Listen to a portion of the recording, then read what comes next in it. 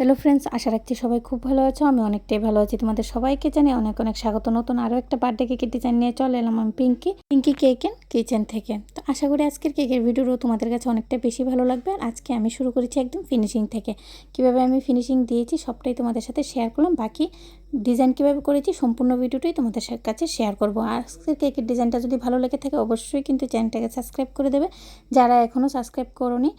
আর next time আমার ভিডিওগুলো দেখতে চাও তাহলে চ্যানেলটাকে সাবস্ক্রাইব করে পাশে থাকা বেল আইকনে ক্লিক করে দেবে। তাহলে যখনই আমি কেকের ভিডিওগুলো আপলোড করব সর্বপ্রথম তোমাদের কাছে এসে পৌঁছাবে। তো আমার কেকের মধ্যে ফিনিশিং দেওয়া কিন্তু কমপ্লিট হয়ে গেছে।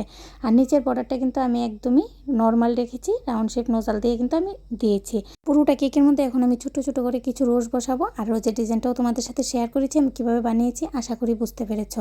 তোমরা যদি চাও আর একটু বড় করতে বড় করে নিতে পারো। পাপড়ি কয়েকটা বেশি দিলেই কিন্তু অনেকটা বড় হয়ে যাবে।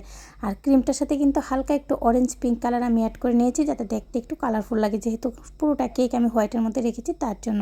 আর কিছু পাতা দিয়ে দিচ্ছি সাইডে যাতে দেখতে আরও বেশি ভালো লাগে, কারণ ফাঁকা জায়গাগুলোতে পাতা দিয়ে দিলে অনেকটা বেশি ভালো লাগবে। আর গোল্ডেন কালারের কিছু সুগার বল নিয়ে নিয়েছি। সম্পূর্ণ কেকটার মধ্যে কিন্তু ভালো করে সুগার বল দিয়ে দিয়েছি, উপরেও আমি কিছু ছড়িয়ে দিয়েছি। বার্থডে টপারটা লাগিয়ে নামটা লিখে দেবো। আমার কেকের ডিজাইন একদম রেডি। অবশ্যই জানাবে কেমন হয়েছে। আজকের মতো এই পর্যন্তই। নেক্সট টাইম নতুন আরও একটা ভিডিও নিয়ে আবারও দেখা হবে। তোমার সবাইকে জানি রাধে রাধে।